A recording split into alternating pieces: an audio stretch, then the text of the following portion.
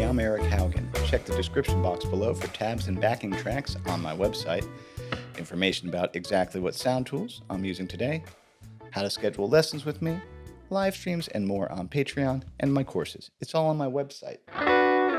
Okay, first thing, let's look at the little bluesy bass riff that drives this song.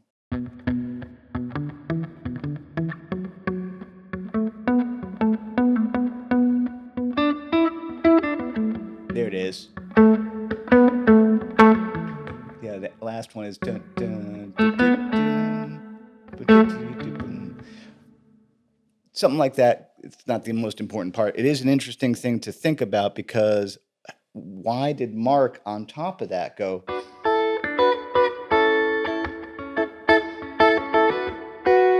Why did he do that? What's going on there? Let's look at the first thing we're going to drop in there with is 777. That's a B minor. And then he's doing a thing. I talked about this a long time ago. Throwing triads at other triads. You could also call it block chord. You could call it chord melody. You could call it West Montgomery stuff. He realized that's a B minor. Here's an A chord. So that's the first thing he's playing with. Oh, wait, sorry, he goes.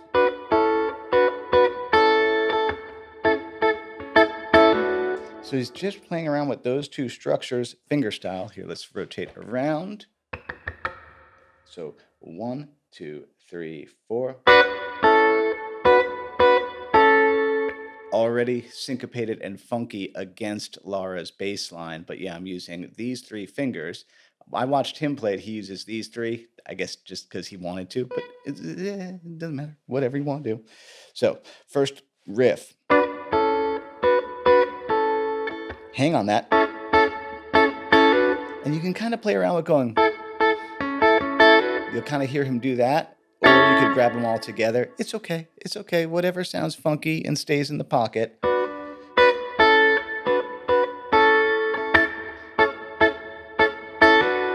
And you might see me flick with my nails. I don't think I caught him doing that. He might have. He's a smooth operator, that dude.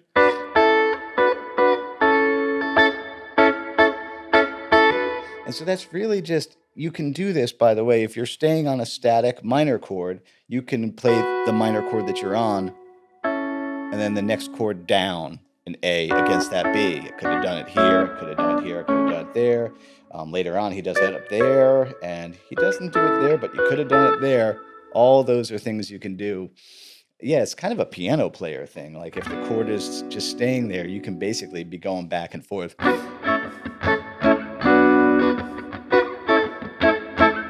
But anyway, the exact riff, as close as I could get it, 93% accuracy is what I strive for. 1, 2, 3, 4.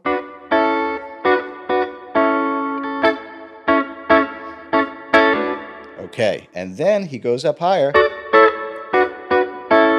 that to me is kind of the same thing. That's a D structure up there for sure. There's a D chord, there's a D structure. 11, 10, 10. Could have put that in and made it a B minor. Instead, he made it a D. You can do that also.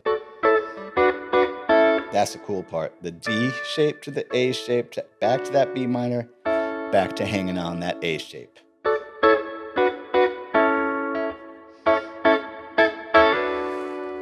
And then what's so impressive and difficult about this is he's sneaking in little fills. Guess what? Pentatonic mostly. Inside of that riff structure. That's what makes this super cool and actually quite difficult to play. So as he comes around to the riff the next time, you're gonna, you get from the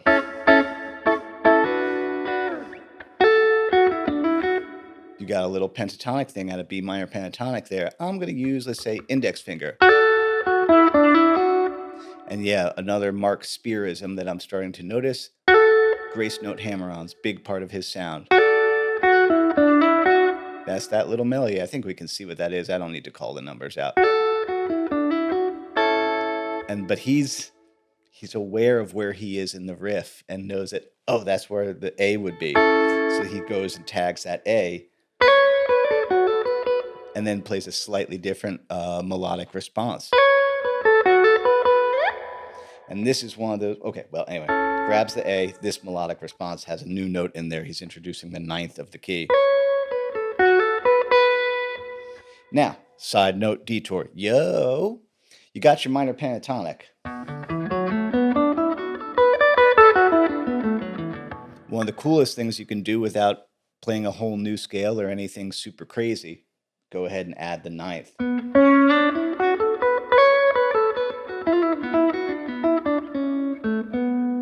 It changes the scale a lot.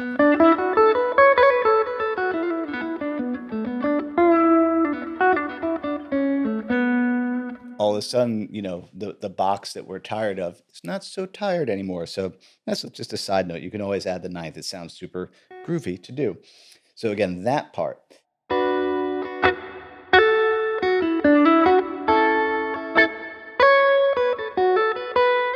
And then he knows where he is.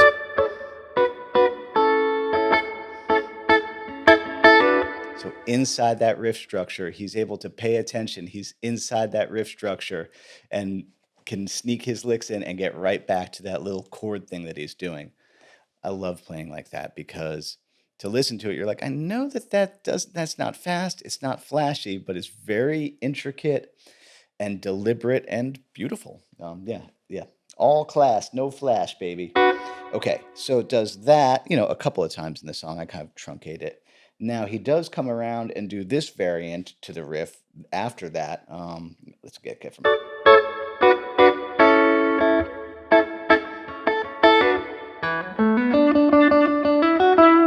That's an interesting pentatonic thing.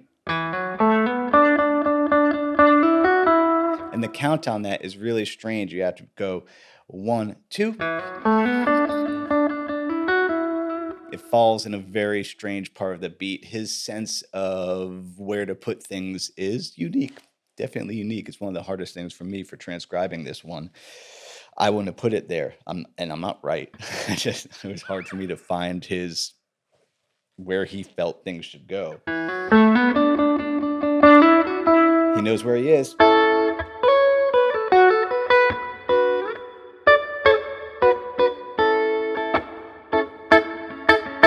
So that's kind of our verse structure. And again, if you're interested in creating instrumental music, pay attention to the way they structure these songs, where they repeat, where they do variations, where they move on. A lot of folks who take lessons with me are putting together instrumental things. And yeah, if you want to put together instrumental music, study instrumental music and how they move, because it's actually tricky to put together instrumental music and not have it sound like a backing track with a guitar noodling over the top. It's tricky. It is tricky stuff.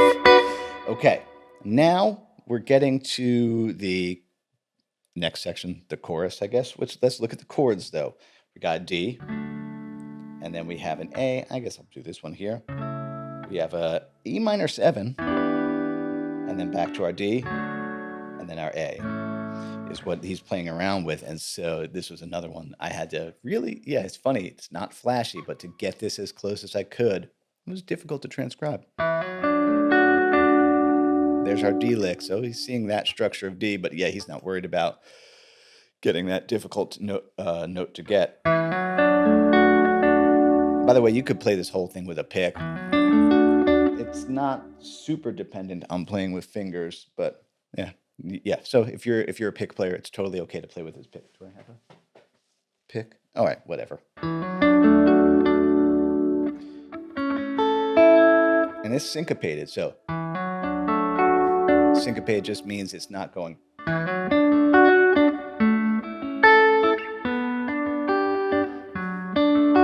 Where things are just right on the downbeat. Things are moving actually on the 8th note right before the next bar. So this pickup is on the 8th note of the bar before it.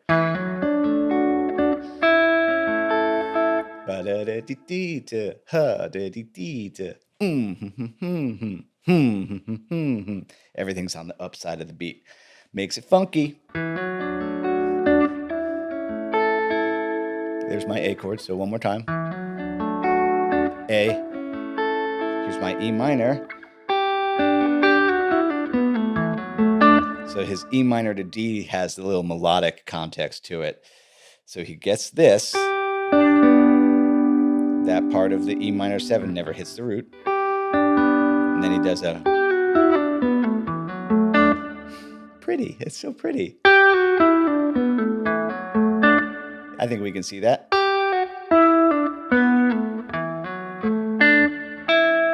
And then he gets that A again on the eighth note before the change. All right, let's look at that passage slowly.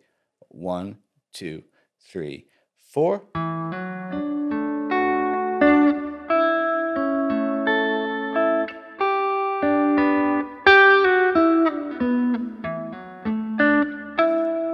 And then once he's on this A, I think he does do that, but anyway, once he's on the A, this one I didn't really care to transcribe super exactly. I know he puts a sus4 on there.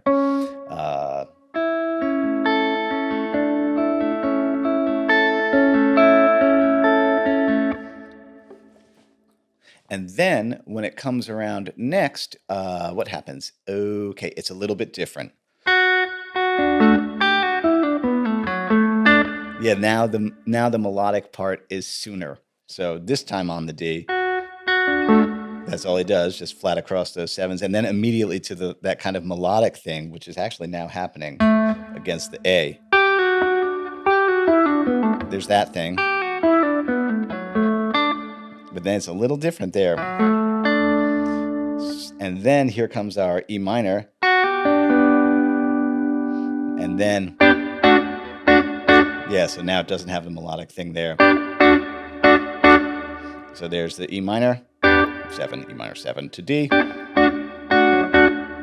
And then take that structure, which you could call a G, you could call, let's stick with calling it E minor 7. Slide it forward to A.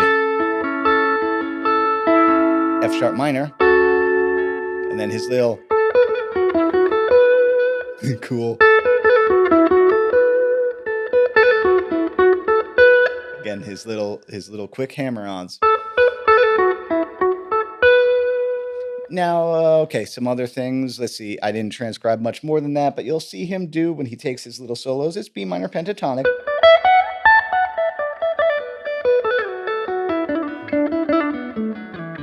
Kind of like a slidey diagonal one connecting all the way up to here.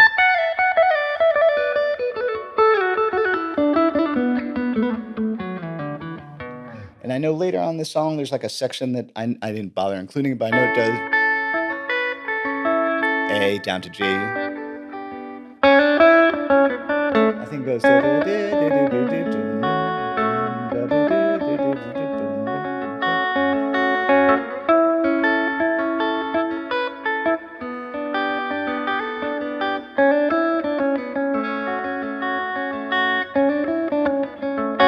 Yeah, it's something like that, but even what we've transcribed so far is so much work to get it right, and it's good work to do. This is what I call useful dexterity, being able to smoothly hop between chords and melody and keeping a sweet, sweet groove going the whole time. It's like so much more difficult than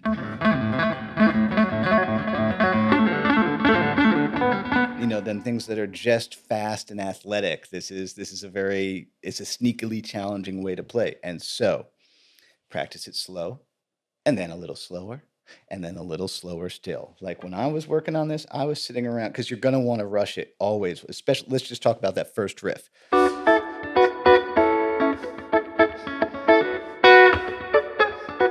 Like your body's gonna want to take it up to there, but you're really gonna get the control over it if you're like,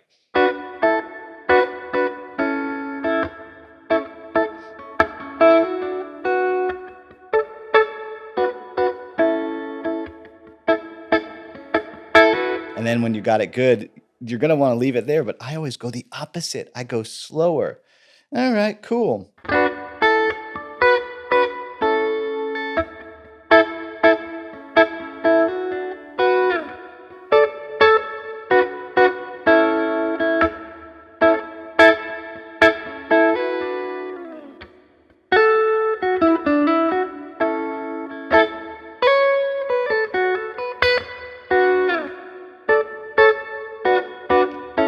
I'm falling asleep. But